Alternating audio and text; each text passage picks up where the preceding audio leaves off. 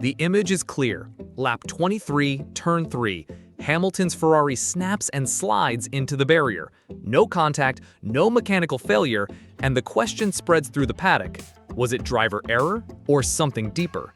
Hamilton didn't make excuses. He said exactly what he felt. As I went up the bank, the rear snapped out. I couldn't recover. He'd mentioned earlier that the car felt twitchy but strong. I was catching George. I had the pace of a few cars ahead. So here's where the doubt begins. The rain had started.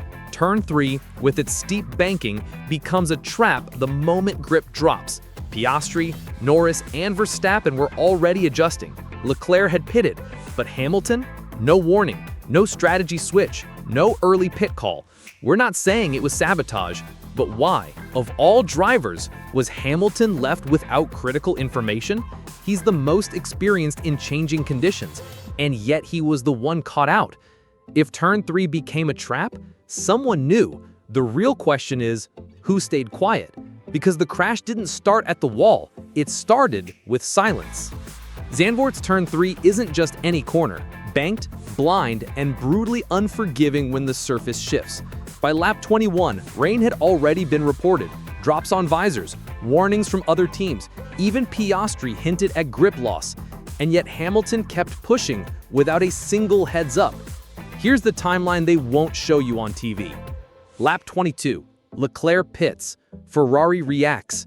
Lap 23, Hamilton continues on track. No call, no box, no mention of the risk. He enters the bank turn chasing Russell and the rear goes. Game over. Afterwards, Hamilton said the car was twitchy but improving, that he was in the fight, and that he didn't know what happened. But maybe the more honest line was this: it's very unusual to not finish a race, especially when Ferrari had every reason and every bit of data to act one lap earlier. So why didn't they? Was it indecision? Prioritizing Leclerc's stop? Or just underestimating the risk with Hamilton still out? Because when you replay the sequence, it's not the rear that lets go first, it's the trust. Let's compare. Lap 22, Charles Leclerc comes in for tires. Ferrari reacts quickly. He rejoins just ahead of Antonelli. Lap 23, Hamilton is still on track as the rain intensifies, and there's silence. The irony? Leclerc's stop triggered the chain of events that ended both Ferrari's race. Rejoining in front of Antonelli, Leclerc was hit into the wall on Turn 3. 2 Ferraris, 2 crashes, both in the same corner under changing conditions within 2 laps. But the key difference: Leclerc had communication. He had reaction. Hamilton didn't. No warning, no alternate strategy, and once again, no support when it mattered most. He was chasing Russell, ready to climb into the top 5, and yet he was the one left without grip, without a pit call, without protection. It's becoming a pattern. When Ferrari has to choose who to prioritize under pressure, Hamilton doesn't just get the short end, he gets left out completely. 2 crashes tell 2 different stories, one caused by aggression, the other by neglect. What Piastri's telemetry reveals about how other teams handled the same conditions while Ferrari stood still. Let's look at the leaders. Oscar Piastri, Norris Loris, and Max Verstappen all stayed on slicks, but they were warned. They were told about the grip shift, about the risk zone at Turn 3. Their engineers adjusted brake balance, called for caution through Sector 2, and prepped for possible box windows. Hamilton? No such preparation. Telemetry from Piastri's McLaren shows lift points increased through lap 22. Brake pressure was smoothed out. Even Norris, chasing closely, was told about the damp line near the apex. Max was already switching off attack mode, preserving tires in anticipation.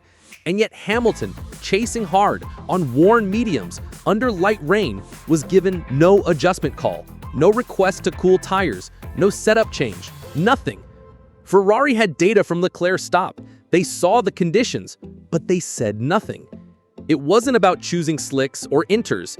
It was about awareness, adaptation, protection. Hamilton was left exposed not because he made a mistake, but because the system around him refused to act. And that raises the question, was this really just another misstep or the result of Ferrari's internal split? Sources close to the Ferrari garage describe what happened at Zandvoort not as a failure of judgment, but of alignment. The decision-making chain between strategy, engineering, and Hamilton's side of the garage is fractured, and it shows. After Leclerc's stop, Hamilton was meant to cover Russell. That's what one team insider suggests, but no one on his side had a clear plan once the rain started hitting turn 3. According to Paddock Whispers, a strategy override was issued mid-lap, too late for a box call, too soon to switch tires. And Hamilton? He was on full push mode, believing in the grip, trusting the process, chasing position without knowing the track beneath him had already turned hostile. This isn't about blaming one engineer or one message.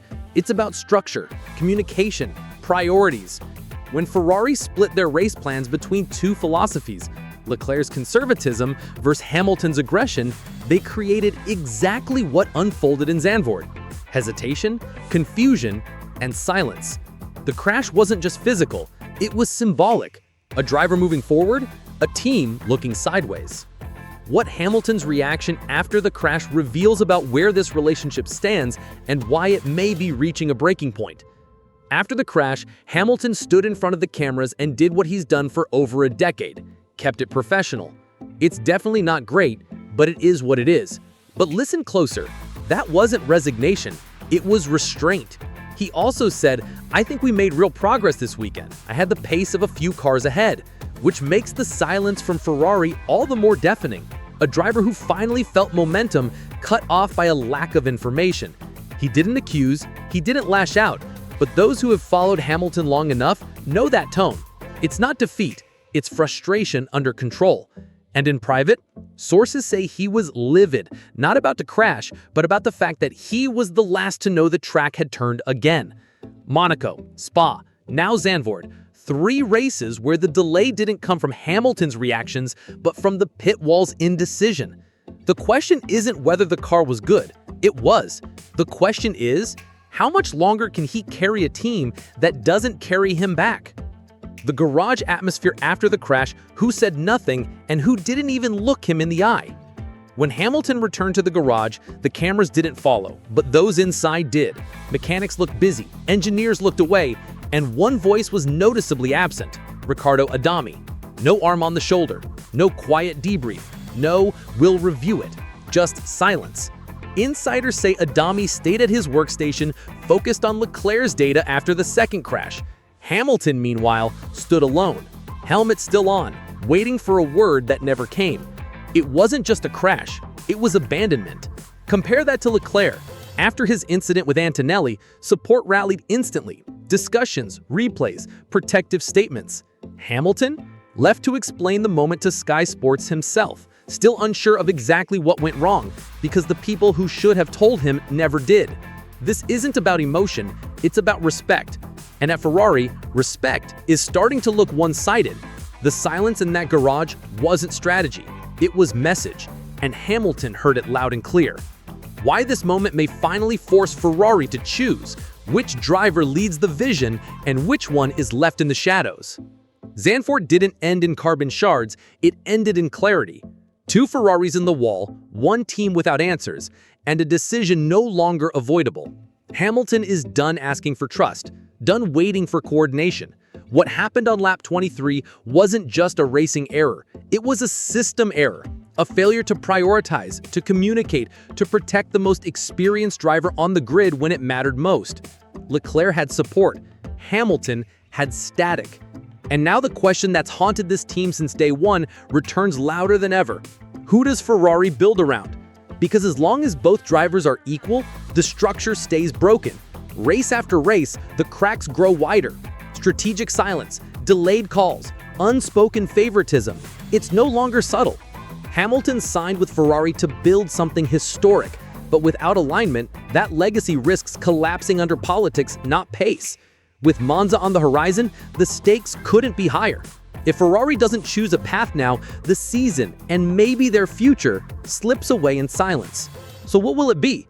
Protect the system or back the champion?